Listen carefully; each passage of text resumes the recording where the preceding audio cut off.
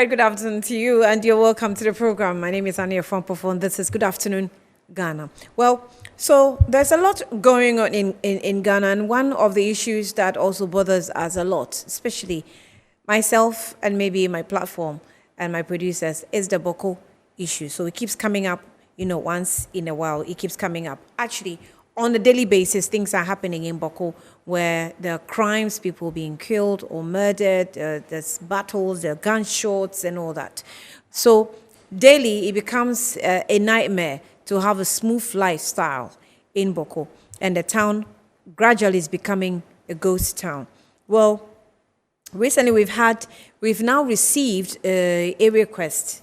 That's police authorities or security authorities receiving a request by citizens to provide security for them because it has become difficult for them, to live a comfortable life. We'll continue the discussion on BOKU maybe until peace is returns back to the town or returns back to the area.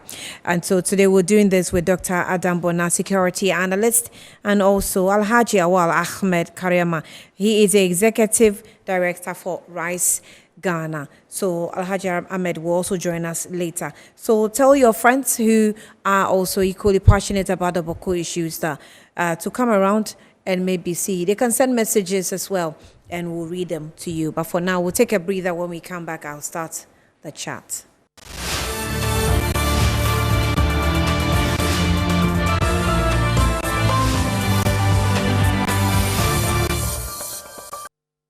All right, you're welcome back to the program. It's Good Afternoon, Ghana. Now, let me also remind you that we had a statement that was sent to us. I said it was about BOKU crisis. And every time we talk about BOKU crisis, it gets very sensitive, especially to the people living in BOKU who are directly affected by these crises. Now, the concerned citizens of BOKU, that's a group, they released a statement yesterday. The Metro News actually captured briefs of it, but for the time, we of course couldn't, go delve so much into the details. But the statement was a two-page statement that reads, it says, petition to the Inspector General of Police and the Upper East Regional Security Council to provide escorts for vehicles entering and leaving the BOKU township. Right? We have the statement. We'll put it up pretty shortly. So it says that the chairman, Upper East Regional Security Council, Upper East Region, and that is also the address that it was written to. It says we write to exercise our rights as law-abiding citizens of Ghana, and with reference to our mandate to uphold and protect the lives and property of the citizens and maintain law and order in the Upper East region. Whilst we appreciate the efforts the police, military, and RECSEC are putting in place to maintain law and order amidst the various challenges, we wish to demand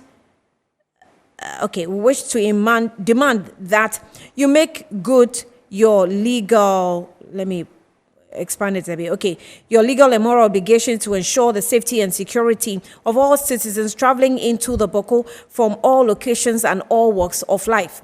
Between November 21 to July 2023, the BOKU municipality had recorded over 30 ambush attacks and roadblocks or blockades on private and commercial vehicles, leading to the loss of lives. Details in Appendix 1 attached, and it's attached there. So despite these, the Upper East Regional RECSEC has not seen the need to provide a planned scheduled security escort in and out of BOKU, Pulimakum, BOKU Bolga, and Nalerigu, Gambaga, BOKU route. In action that has sadly emboldened criminals to continue to attack and kill innocent citizens and state security officials. So in a sharp contrast, however, when 3 cases of the armed robbery attacks on travelers were recorded in January 2023 along the Bolgatanga-Tamale Highway, the Northeast RECSEC moved swiftly to collaborate with the Upper East Regional counterparts to provide security vehicles on the road to avert similar attacks. Now, suffice it to note, no lives were lost as compared to the uncountable deaths on the BOWKU incidents. Now, the consistent neglect by the Upper East Regional Security Council to provide escorts for travelers entering into the BOWKU towns is sadly one of the reasons why the recent conflict has actually protracted since November 21, as ambush killing re-escalates the conflict. Now, as a country of rule of law, it is unacceptable for citizens to live in fear for how long we can't sit in silence to witness these actions for our leaders or from our leaders. So it goes on to say that providing security exports to BOWKU and its environs is not only a smart intelligence move and a moral thing to do, but a strong measure to reduce gun violence and safeguard Ghana's borders from potential terrorist attacks and inflows of the small arms and light weapons. Every life matters because it could be you or me. So we are under siege. Therefore, and take note of that, they say we are under siege. Therefore, respectfully demand that the Ministry of Interior and Upper East Regional RECSEC, and the Peace Council immediately, within the space of a week, upon receipt of this petition, by Monday 31 July 2023, provide a well-planned escort schedule with security visibility at the vantage points on all routes for all citizens entering and leaving the BOWKU areas from northeast, Bolgatanga, and Burkina Faso and Togo. Or we will explore other legal, lawful means to drum in our requests. Also find attached a list of some fatal attacks on the respective routes. Appendix 1. It says, we respectfully submit for your consideration. It was signed by Martin Azari. His numbers are there. Also, Amadou Mokhtar is also, his contact is also there. And these are the concerned citizens of BOWKU. Now, let's go on to the phone lines and speak with our guest that we have actually scheduled to speak with. We have ALHAJI AWAL Ahmed. ALHAJI AWAL Ahmed is Executive Director for Rural Initiatives for Self-Empowerment. ALHAJI, thank you for your time once again, and you're welcome. We had some time with you yesterday, but it was quite a brief period.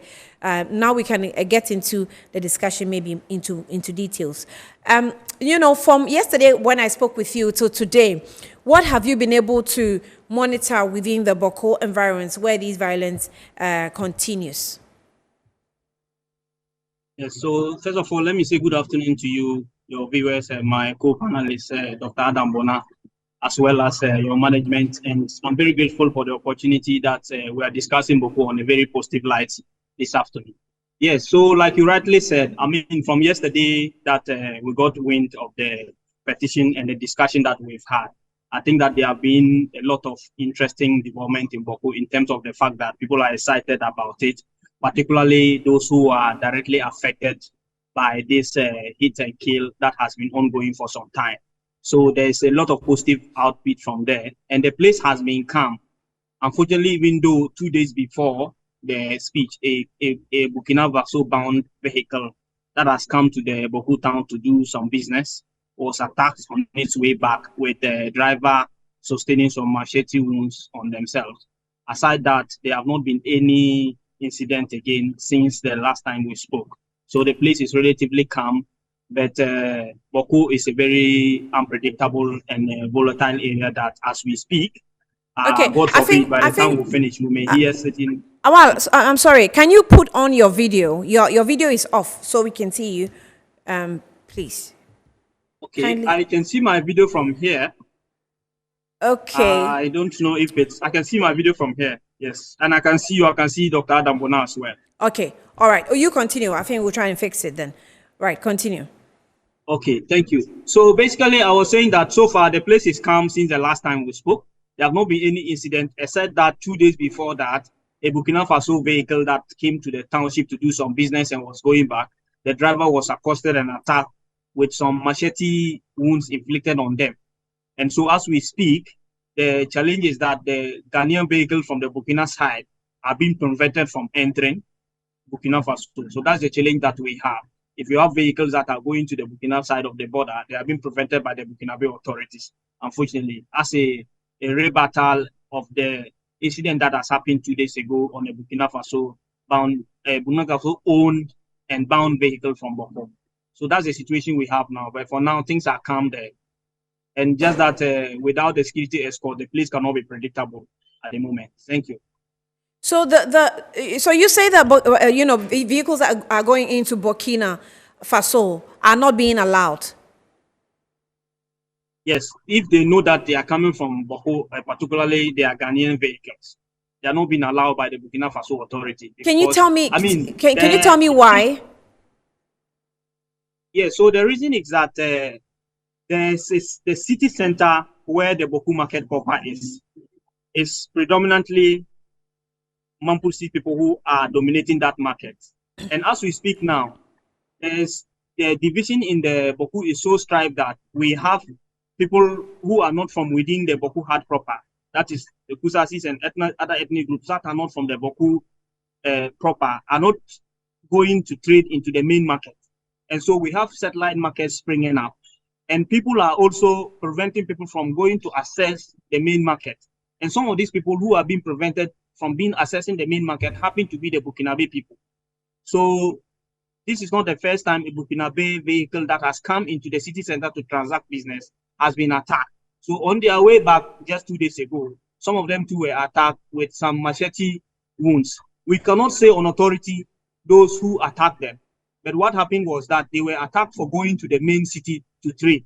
So as a result of that, the Burkinabe transport authorities are also trying to retaliate by preventing, saying that this is our economic interest. If this is our economic interest and we are prevented from accessing the market and living freely, then your vehicles also coming from Ghana, and for that matter, Boko, will not be able to access the market. And I mean, it's not only one incident of these Burkinabe vehicles attacked. We will recall that some immigration officers were trying to get into the city center, into the town, okay, and their vehicle was shot at. Unfortunately, one of them lost their lives. And then also there are instances where, so let me put it on context that is why we are endorsing this call by the citizens for this, because we are concerned about the seeping lack of confidence around the security and military establishment. The RECSEC is gradually, and the security authorities losing their legitimacy. And that is a dangerous trend that we have to watch and correct. And so because of the lack of trust that the people have, the military intelligence vehicles was attacked and bent, okay, when it was trying to enter Boku. It was, fake news spread back. There was fake news that it is carrying arms and ammunition into the city center. So this was attacked and bent. An immigration officer was going and they were attacked and bent, and several other vehicles, okay, from all the angles of Boko that are trying to get into town. There's suspicion. So these Burkinabes are being attacked for mere suspicion that they may be carrying contraband goods. But there's another deeper school of thought that says that they are being attacked for the suspicion that there is an economic embargo, sort of an informal economic embargo on the main Boku market. So therefore, any economic interest that is going there is likely to strengthen the market. So there's that school of thought that says that it's an embargo to prevent and collapse the main market. And there's another school of thought that says that those who come into the main market from Burkina, and we know how our porous our borders are trying to smuggle in arms and ammunition and to feed and continue the conflict in terms of the access to arms and armory. So those are the dynamics that we have. And so that informs the unwarranted attacks on the Burkinabe authorities and the Burkinabe vehicles. But the larger picture we are concerned about, like I said, is the fact that it is increasingly reducing the level of confidence in the security apparatus operational on the ground. But I must also say that recently, we have seen on the ground that the military in particular They are seriously engaging the citizens. They were in the BOWKU senior high schools, they went to other senior high schools, and they are meeting the various factions and their leadership, engaging them and providing them feedback. And if you observe, this is something that we have called for a long time. Because if you want to maintain law and order, and the people do not trust you, you don't communicate to them, you don't give back, they don't listen to them, they don't listen to you, there's no way they are going to achieve. So going forward, we have seen that the military have taken this initiative, and that is currently what they are doing. As we speak today, I think they are meeting some of the factions, the leadership, and discussing the issue. I will go to Adam Bona, but quick one with you. These attackers, right? I know that. Are you with me? I know that you know the dispute is mainly between. Can you hear me? Awal, can you hear me? Yes, I can hear you loud and clear. So I know that this. Yes, please, I can hear you. Yeah, so I know the dispute is mainly between the Kusasis and Mamprusis, but we now have the dispute extended where you know, persons that don't belong to these two tribes are also affected and are suffering the brunt of the machete. So I'm wondering how the attackers are able to identify the people so easily, where a Kusasi can tell this is a Mamprusi, or a Mamprusi can tell this is a Kusasi, or they can tell this is a, well, maybe for the security officers, because they are in their apparel, you can easily identify them by what they're wearing. But this is coming from Burkina Faso. How are they able to identify where people are coming from and then immediately strike? Okay, so I will start on a very lighter note, then I'll give you the dynamics of how they are able to tell. I think that there was a former MP of BOWKU, God bless his soul, Honorable Adamu Dramani, who once said that in BOWKU, everybody knows everybody. Okay.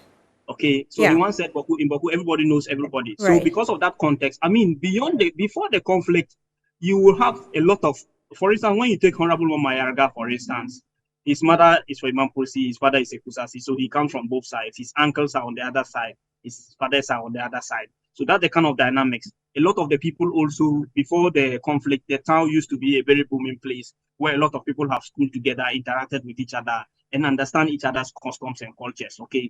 But it so happens that when you look at the geography of the area, the main city center, the main town itself proper, the town proper, is inhabited predominantly by Mamprusis, then Mosis, then other tribes.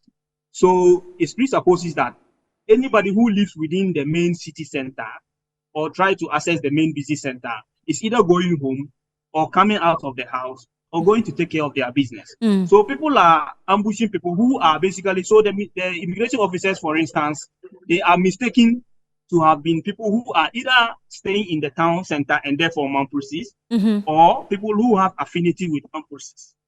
I am not saying that those who committed the attacks are basically looking out for Mamprusis, but if you look at the pattern, there's a certain pattern that vehicles that load in a particular place from town and are left. And so if they load from the Mamprusi enclave and they are attacked, most of the places where they are attacked are not within the Mamprusi jurisdiction.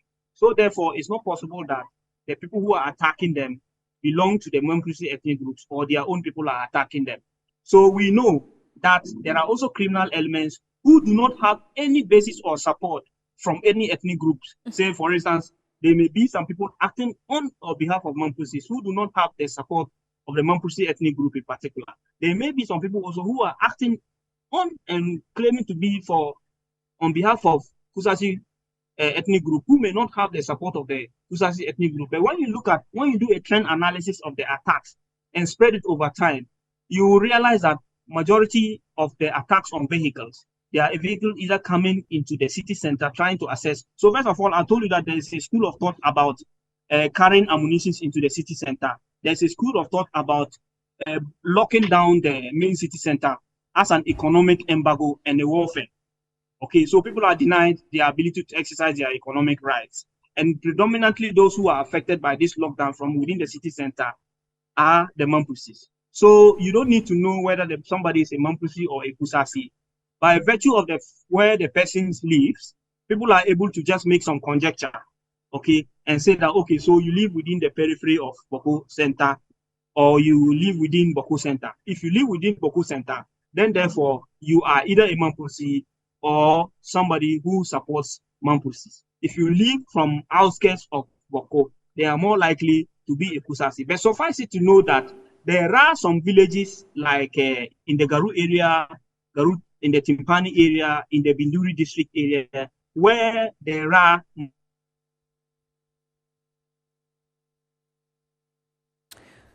All right, we're trying to have a conversation with one of our, guests who has been on this matter for a while, because there have been citizen campaigners. He's the person of ALHAJI AWAL, Ahmed KARIAMA, who is Executive Director for Rural Initiatives for Self-Empowerment. Let's move to Adam BONA, Security Analyst, who's also been with us. As far as this issue of BOWKU crisis is concerned, has been very consistent with our conversation on it. Adam, thank you so much for your time, and you're welcome to the program. Good afternoon to you. Is it a spot of light to see a statement coming from a group calling itself concerned citizens of BOWKU now requesting for a security assistance in terms of escorting vehicles in and out of the areas of dispute? Well, good evening, Annie and your team. I must pat you in the back. I think you, just like you said, some of us have been consistent with BOWKU and its related matters. I think yourself and your team, you have been very, very, very consistent when it comes to BOWKU. You have highlighted BOWKU so much, even though other media houses in country have done that. I think per my own readings, and I'm sure other people who are concerned would share the same, view, that you have been particularly, much concerned and discussed the issues of BOWKU. Now to the substance. Thank you. Yes, I think every effort of bringing lasting peace to BOWKU should be a welcome idea. No effort, if it's genuine, should be swept under the carpet. And so, yes, I must also congratulate the ALHAJI AWAL Mohammed and his team for, trying to throw some more light onto the activities or the violent confrontations that is taking place in BOWKU. I will want to urge that both sides of the divide are guilty. I usually wouldn't want to mention names, but both sides of the divide are guilty, both Kusasis and Mamprosis and Mamprosis and Kusasis. These are relations who are not supposed to be fighting, and they've decided to fight. I want to also say that, yes, I would agree with them in a way, but also disagree with them in a way. RECSEC and MUSEC have played roles to ensure that this fighting comes down, but unfortunately it hasn't. Some of us, in one way or the other, have tried severally. Anyone who understands conflict and peace building and the rest, you get to a point where you become fatigued. You get to a point where no one is listening to you. Yeah. And that is, we are almost getting there. And so it is good that just as we are getting to a point where it doesn't matter if 10 people die in BOWKU, no one is listening. Yourself and your team at Metro TV have been very consistent in making sure that you have to drum home the issues of BOWKU. So I will say that, and I've spoken to a couple of international cable networks with regards to fatigue in conflict reporting. Right. Media and media houses get tired and nobody will listen to you. I want to say that, yes, the Mamprosis are predominantly in the city center. The Kusasis are the peripherals. But the truth is that, just like I think he mentioned somehow, it is very difficult to say that the Kusasis attacked a vehicle that was entering BOWKU, or the Mamprosis attacked a vehicle that was entering BOWKU. We are also aware, some of us who have our ears and people on the ground, we are aware that cattle rustlers, criminals, predominantly, even though this issue of BOWKU has started with chieftaincy, the conflictpreneurs who are benefiting from the protracted conflict in BAWKU are benefiting, selling firearms, selling ammunition, selling and breaking into people's shops, and actually going around and taking taxes from people to maintain markets and to protect people. And the evidence is abound. And so you cannot deal with BAWKU in one-dimensional angle. You want to deal with it in a three-dimensional angle. You deal with the chieftaincy, that is the root cause.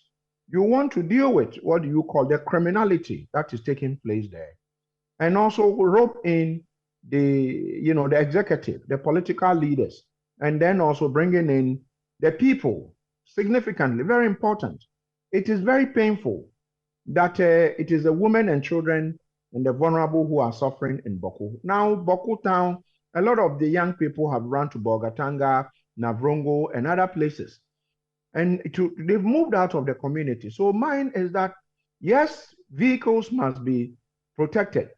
This, just recently, vehicles belonging to people who are known to either be Kusasis or Mamprosis have been touched and destroyed. Right. From both sides. This shouldn't be happening.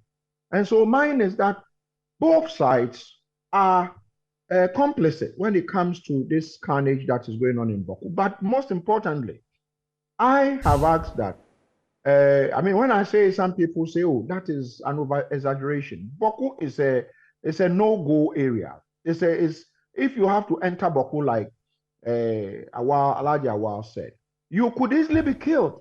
I can't just drive. And the situation, I think it has become more fluid than before. First, it used to be, once in 3 months or 2 months or 4 months, you hear a clash. But now, and it moved into about a month and weeks. Now it's almost on the daily basis, where every evening, sometimes people will be sending you recording of what it's an everyday affair now, to the extent that I have friends or colleagues, people who come from BAWKU areas, and when they come down into Accra, they can tell you that it is possible they can even be traced in Accra here and be attacked.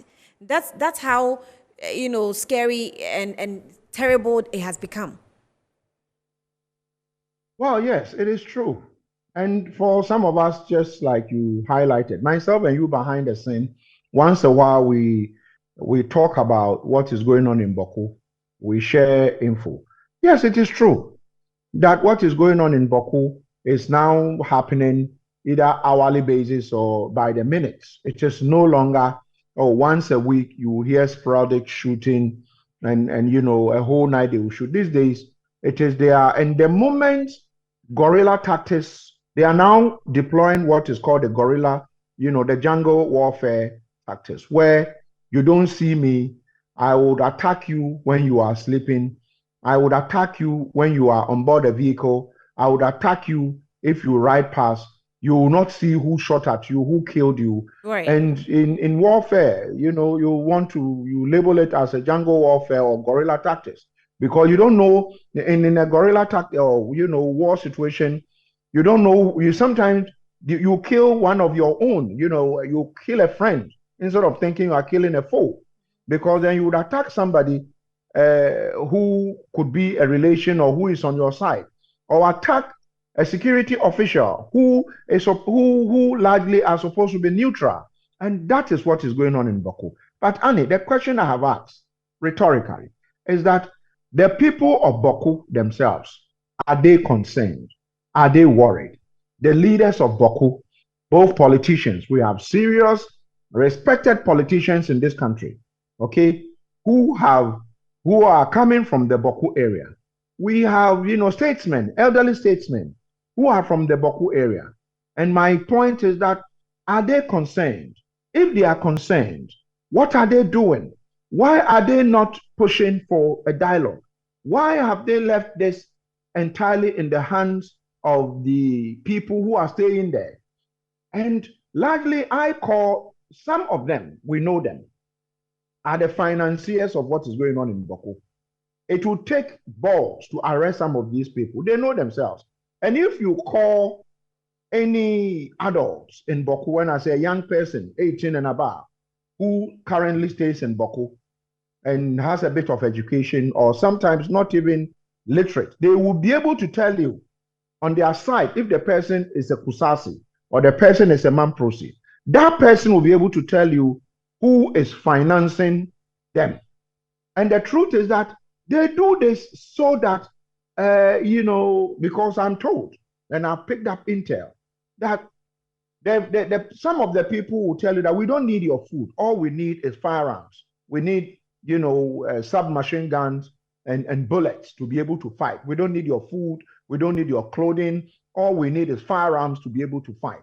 But those who supply the firearms, until such a time that the state will be able to descend on these people, cut the supply chain. Because as we speak, listen, if the Sankas, you have neighboring countries that are in turmoil connecting to BOWKU. And so they are bringing in firearms. Some of them have used BOWKU even as a sleeper community. They fight in Burkina, run in here. So my point is that what we are seeing in the BOWKU area is something that should have engulfed this whole country, our attention. But it looks like some way, somehow, leadership is probably not looking at it. It sees it as BOWKU is in the corner. Therefore, let's leave them to kill one another. But it is not true. You actually have Mamprosis all over the country. You have Kusasis all over the country. Some of them doing very, very, very well and helping this country of ours. But unfortunately, we are not paying that much attention. But like I said, rhetorically, let me ask that question again. The people of BOWKU who are staying in BOWKU, they should stop blaming their RECSEC and stop blaming their DISEC, their MUSEC. They should take the bull by the horn. They should begin to ask themselves, what is it that we are fighting for? Until such a time that they ask themselves this question, no military solution. Let me tell you what, military solution has never been a financier for what you call it, a conflict resolution. It is usually ad hoc. You go in, how many military officers? We have the 11 mechanized, team in BOWKU. They are there. Even they themselves need protection. You would have incidents happening around the BOWKU police station. My point is that nobody wants to die. Police officers have been shot in BOWKU. Immigration officers have been killed in BOWKU. Fire service trucks have been shot into. So my point is that it is incumbent on my people in BOWKU, our people in BOWKU, because we are supposed to be a unitary country. But unfortunately, Annie, you cannot boldly drive this today and enter BOWKU. If you enter Kusasi area and you are mistaken to be a Mamprosi or a friend to the Mamprosis, you'll be killed. If you entered a Mamprosi area and you are, you are suspected to be a friend to the Kusasis, or you are a Kusasi, you will be killed.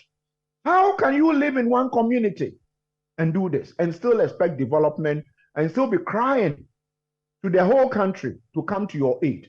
No, I think that Adam, I have a question. I have a question coming on together. Yeah, I have a question on this, your final point. Allow me to engage. Stay with me. We're engaging Ramadan for security reasons. I'll just leave his name at that, Ramadan. He's one of the citizens in BOWKU. Just a normal citizen like you and I, with no position, authority, nothing. He's just a citizen, as released by the statement we read. Ramadan, you're welcome to Metro TV. This is Good Afternoon, Ghana. Thank you for your time. Thank you so much. I'm sorry, if you can speak up so we can hear you clearly. Thank you so much for having me. Great. I can hear you now.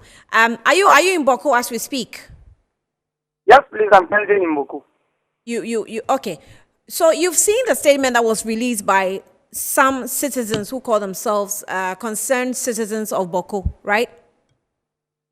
Yes, please. Are you in support? First, how old are you?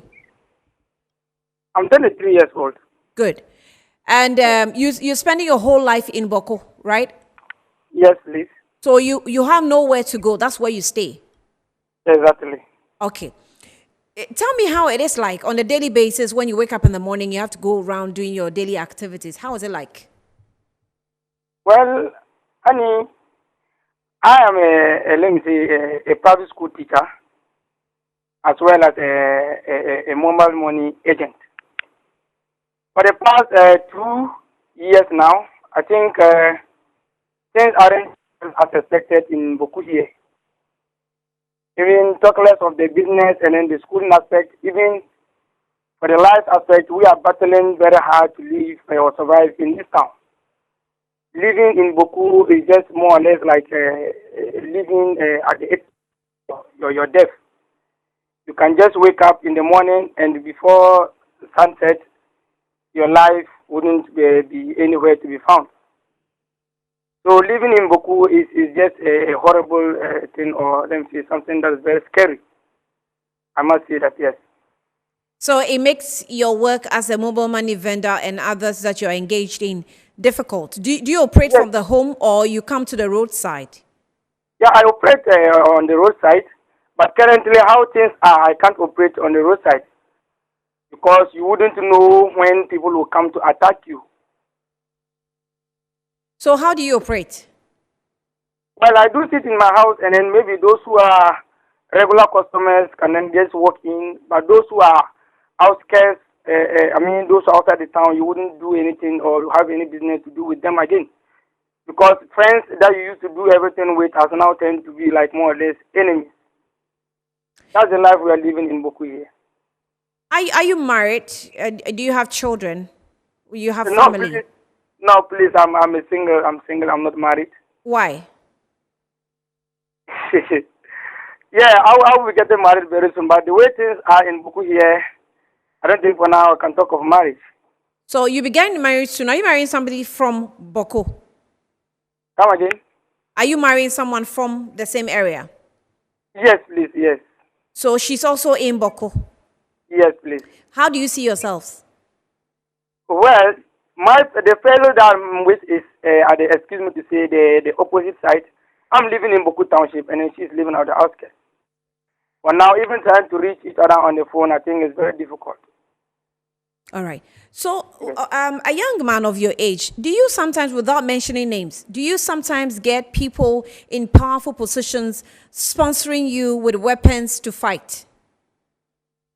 And I think with that, undisputedly, I can boldly say that, yeah, with what is happening or with what I'm seeing here, without the aid of, excuse me to say, some stakeholders, this conflict wouldn't have escalated to this point. Because I do sit down and then have some questions to ask myself. And besides, I have friends that are the military and then other security personnel. And with what they are saying, the kind of, excuse me to say, illegal weapons or the arms and ammunition that are being used in BOWKU here, I think no amount of money of a citizen can be used to buy such weapons. So if I'm told that people elsewhere are sponsoring this kind of conflict, I wouldn't disagree with that. I am highly behind that. You're saying that you are not in agreement that people outside are sponsoring the conflict?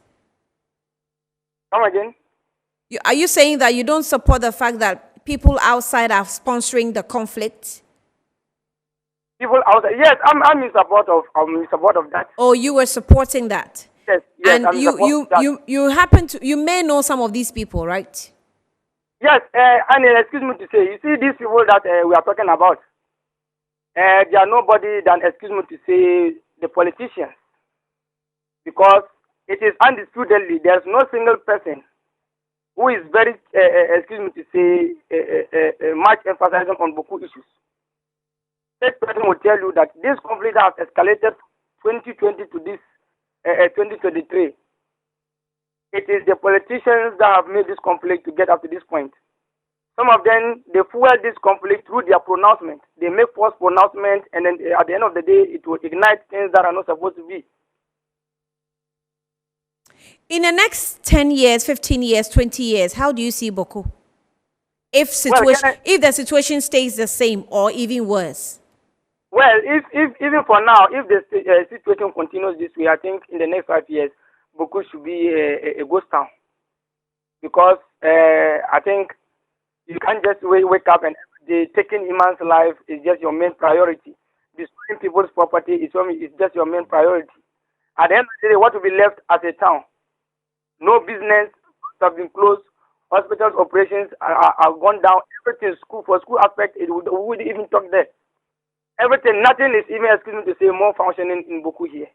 We are more or less just living in a ghost town. Ramadan, I'll leave it here. I'll engage you again, but thank you for your time, at least for now. Thank you. Ramadan is a citizen in BAWKU. He's a mobile money vendor.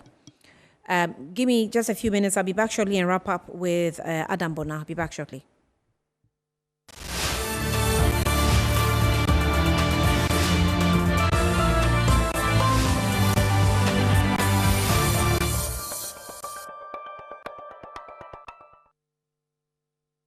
All right, welcome back to Good Afternoon, Ghana. Let's do a quick one. And in wrapping up the program, we're talking about the issue of BAWKU, and that also is seated on the citizens, concerned citizens of BAWKU, who have issued a statement requesting for security assistance for vehicles moving in and out of the area, transacting businesses. And you heard from ALHAJI AWAL Ahmed earlier on, KARIAMA, who is indicating how it has become now more common where vehicles that are moving from BAWKU into Bolgatanga are not allowed to get into the area. And that is because they're coming from BAWKU. Reasons very obvious. Adam Bona is still with us. Adam, thank you for your time again. Let's wrap up with you. So we've just had an interaction with a citizen in BAWKU and trying to get into his everyday life and how it looks like a 35-year-old young man, not married, a mobile money vendor who is now operating from the house. And even at this point in time, he's operating from home. He's not seeing BAWKU as a ghost town yet. He's given us only 5 years for it to become a ghost town. What do you make of some of his comments? Oh, no, I agree. I think I've shared this sentiment. Listen, when we went into BAWKU somewhere last year with all the security chiefs, we went into BAWKU as if we were entering Iraq when the US invaded Iraq. We went in there, we landed in, and then we had to go with the chopper to BAWKU Township, to, the where the 11 mechanized, and we had to be heavily, policed into the Kusasi Chief's Palace, and then went to the then regent of BAWKU's Chief Palace, met the young people, and the whole place was surrounded with military officers, police officers, everywhere with heavy ammo. But you know what? They told us, I call them the warlords in BAWKU. Some of them actually told us that, well, the conflict was going to, they will stop the shooting and killing for 3 months. We asked them for 6 months. They said no. They said they will stop it for 3 months. And true to their words, for 3 months, no life was lost. No, there were really no shooting of a sort. But subsequently, we couldn't follow up. You see, I do also blame it at the doorstep of government, because you put a government in place to deal with some of these things. That is why we have an elected, president. And so mine is that the president, it is a dent on his image, because he came in and dealt with Dagon. If he could deal with the almighty Dagon conflict, who can convince me that if the president decided today that he's going to pay attention to BAWKU, this issue of rampant killing is now turned into guerrilla tactics and jungle warfare, killing people. There was a time they ambushed senior police officers and senior security officials in the Waliwali police station. They nearly burnt the Waliwali police station down. That day, I was in Akosombo on a program and called that, and we needed to, inform the security agencies to which these people away. And so the issue in that area, BAWKU, as we speak, could engulf this whole country and tear the country into pieces. Earlier on, you were talking about how the people must take their own time, sit and ask themselves what they are fighting for. Now, the question I wanted to ask you on that is, if you're saying that we should start solving our own problems and leave leaders who are responsible for that out, because I don't think the rebels in BOKU are more powerful than our security apparatus that we have in the country. You see, the question I asked, which I said is rhetorical, is because you know what? There are people today in Nanado's government who are financing the BOKU conflict. There are people who are NDC members who are financing the BOKU conflict. And so what I'm trying to say is that these people are dotted in various cities. They are dotted outside the country. And they are pumping money and resources into BOKU and financing it. So, for instance, if I am resident in BOKU, I should be asking myself that I cannot send my child to a school in BOKU. If I am sick, I cannot go to the BOKU government hospital. I cannot go into the BOKU main market. I cannot go here, I can't go here, I can't go here. The people who are financing us, they live in Accra, they go to Agbogboloshi market, they go to Accra Mall, they go to ANC, they go to all the beautiful places. Their children fly in and out of this country, and yet they are the sponsors. So the question I'm saying is that I'm not saying leave out the conflictpreneurs. Let's not deal with them. But we should, what I'm saying is that once the people in BOKU begin to ask themselves, if you know your brother has some weapons under his bed, and you watch him go out there and kill, the next time you get out there, they kill you too. Yeah. That's what is going on. Right. And so what I'm trying to say is that there cannot be peace in terms of, conflict resolution and peace building. There cannot be peace if the people who are fighting cannot come together and say, we want to, broker some peace. There was a time Peace Council wanted to enter BOKU. They were told not to go. There was a time the Defense and Interior Committee, some members of the Defense and Interior Committee of Parliament wanted to go to BOKU. They only landed in Tamale Airport. They sat in the plane. They didn't even get out of the plane because they wanted to get to Tamale, drive all the way to Boga. Then from Boga, they will take them through Alwale to, what's the name, to BOKU. They were stopped on the tarmac not to disembark. Wow. It tells you how volatile this whole BOKU thing is. Yes, it tells you how volatile it is. You get it? So my point is that it is incumbent on all of them. If buses have to be escorted, it is good. Buses must be escorted. But I will tell you that, you know what? Even me sitting in Accra, I know some of the people who are financing this conflict in BOKU. Me, sitting here. The young man you spoke to who said he's a teacher and he runs a mobile money, business. He told you, if he told you the amount of weapons on the ground, there is no way, if you put all the resources in BOKU together, you cannot buy 5 of those weapons. As the military, sometimes when the military and the police are engaging the combatants in BOKU, and you listen to the sound of these guns, you ask yourself, these guys, where did they get money to buy this weapon? Right. I have also said that, you see, it looks like we have some infiltration of maybe some others from neighboring countries who have come to join. But unfortunately, like I said, you have the NIB who is busy arresting, people who they purportedly think they leaked tapes. Instead of making sure that the conflict in BOKU, they send men there to keep have their ears on the ground, right, to arrest those perpetrators who feel that the conflict should, prolong. And so as far as I'm concerned, it is a whole thing that must be looked at. But I think that in as much as you want to say the President of the Republic and his chiefs, his security chiefs and everybody should be involved, I would also call the people of BOKU everywhere and the people of BOKU down in BOKU, up there in BOKU, that they should begin to ask themselves, this needless conflict, why are they fighting it? Right. It's needless, completely needless. Why are they killing themselves? Right. Why are they killing themselves? And when people, these days when you die in BOKU, you are not even accounted. When you die, it's not news, when you die. we've gotten to a point where people die. Can I make a quick point? And it's not counted. I didn't know I still had you, Alhaji. I thought you had gone off. Just 30 seconds. I'm sorry, 30 seconds.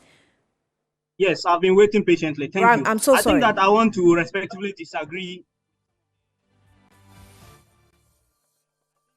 Okay, I think I've lost him, but my time is up. I promise you, Alhaji, we'll do it again, so that you get the chance to also say what you wanted to say, because it is a continuous scary situation actually for the country. Alhaji Awal Ahmed KARIAMA, Executive Director for Rice Ghana. I'm so sorry. I didn't know you were still, on the line. But Dr. Adam Bona is also a security analyst. He joined me, and I was able to speak with a teacher and a mobile money vendor in BOWKU named Ramadan. That's all I can say, Ramadan, right? So we will speak to them maybe later on as we get more into the details of what's going on in BOWKU and with our authorities. My name is Ania from BOWKU. Thank you so much for watching.